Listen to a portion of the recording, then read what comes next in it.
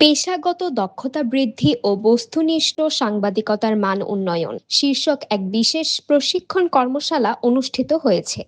দৈনিক মানবতার কণ্ঠ এর উদ্যোগে এই কর্মশালায় অভিজ্ঞ সাংবাদিকরা নতুনদের হাতে কলমে শেখান আগামীর চ্যালেঞ্জ মোকাবেলার কৌশল।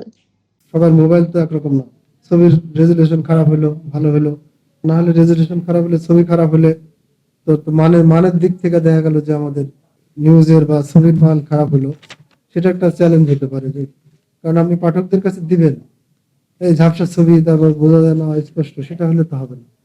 অভিজ্ঞতার আলোয় আগামীর পথ চলা পেশাগত উৎকর্ষ সাধনে রাজধানীর রূপায়ণ টাওয়ারে বসেছিল সাংবাদিকদের এক মিলন মেলা। দৈনিক মানবতার কণ্ঠ এর আয়োজনে এই বিশেষ প্রশিক্ষণ কর্মশালায় অংশ নেন প্রতিষ্ঠানটির তরুণ ও নবীন গণমাধ্যম কর্মীরা। গুগলে যেটা ফোকাস হয়ে গেছে, তো ওইটাই যদি আবার আমি যদি এডিট না করে যদি সেটা দিই, সেটা কিন্তু গুগল আটকে দিবে।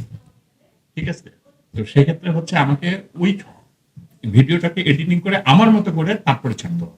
আমরা অনেক সময় নিউজের মধ্যে ইঙ্গিত দিয়ে দেই অনেক কিছু ইনভেস্টিগেশনের, পুলিশ এই রিপোর্ট থেকে কিন্তু অনেক ইনভেস্টিগেশনের উপাত্ত পেয়ে যায়, যেটা আমরা ডাইরেক্ট কিছু বলতে পারি না, কিন্তু আমরা আভাসে বলে দিই। 7ই মে দুপুর থেকে সন্ধ্যা পর্যন্ত চলা এই নিবিড় সেশনে উঠে আসে সাংবাদিকতার বাস্তব অভিজ্ঞতা ও মাঠ পর্যায়ে নানা চ্যালেঞ্জের কথা।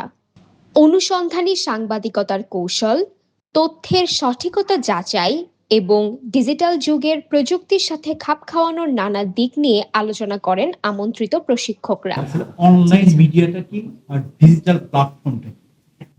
আমরা যখন পত্রিকায় কাজ করতাম, ধরো আজকের কাগজে কিংবা বাংলা বাজারে, তখন আমরা কিন্তু তখন মেইলও, ধরো যে আমি যদি বলি 94, 95, মেইলটা কি ইমেলটা কি এটাও ঠিক আমরা বুঝতাম না।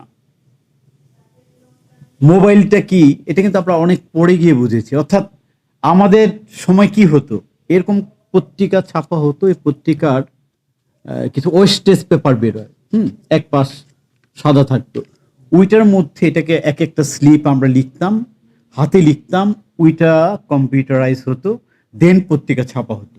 ঢাকা রিপোর্টার্স ইউনিটি সমবায় সমিতির সভাপতি SM আবুল হোসেন, 24 ঘন্টা টিভির সম্পাদক আরিফ সোহেল এবং ইত্তেফাকের আন্তর্জাতিক সম্পাদক আশরাফুল ইসলাম তাদের দীর্ঘ কর্মজীবনের অভিজ্ঞতা ভাগ করে নেন তরুণদের সাথে। প্রশিক্ষকরা মনে করিয়ে দেন সাংবাদিকতা কেবল পেশা নয়, বরং সমাজের প্রতি এক বড় দায়বদ্ধতা। তাই নৈতিকতা বজায় রেখে প্রতিনিয়ত শেখার উপর জোর দেন তারা। কর্মশালায় অংশ নিয়ে উচ্ছ্বাস প্রকাশ করেন জুনিয়র সাংবাদিকরা। অগ্রজদের কাছ থেকে সরাসরি শেখার এই সুযোগ তাদের কর্মক্ষেত্রে আরো আত্মবিশ্বাসী ও দায়িত্বশীল করবে বলে জানান তারা। সবশেষে প্রতিষ্ঠানের নিজস্ব পলিসি ও দিক নির্দেশনা প্রদানের মাধ্যমে কর্মশালা সমাপ্তি ঘোষণা করেন দৈনিক মানবতার কণ্ঠ এর সম্পাদক আফরোজা তালুকদার। সাংবাদিকের সততা থাকবে, ধৈর্য থাকবে, সাহস থাকবে। সাহস ছাড়া কিন্তু সে সাংবাদিকতা করতে পারবে না। যেই ঘটনাটা ঘটেছে, যেই শিরোনামটা দিবেন, তাতে তাদের মনের ক্ষুধা যাতে সৃষ্টি হয়, আল্লাহ তারপরে কি হলো,